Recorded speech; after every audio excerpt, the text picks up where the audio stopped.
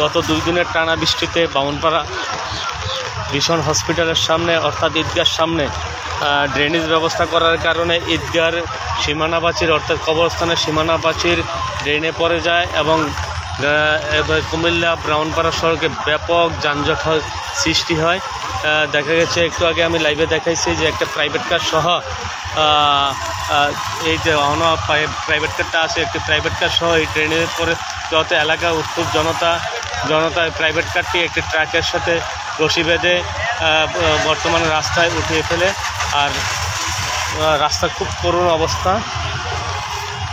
এই হলো রাস্তার চিত্র এবং ঈদগাহর যে সীমানা প্রাচীর, কবরস্থানের সীমানা প্রাচীর ড্রেনে পড়ে যায়।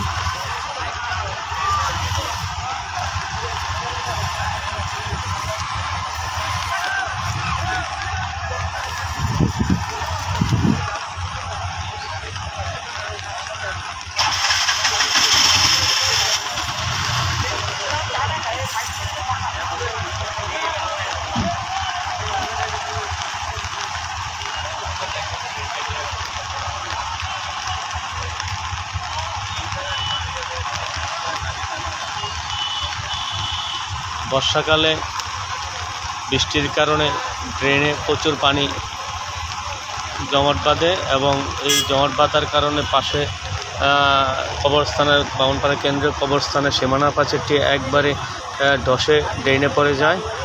কবরস্থানের ব্যাপক ক্ষয়ক্ষতি হয়। এই যে দেখা যাচ্ছে আমাদের কবরস্থানে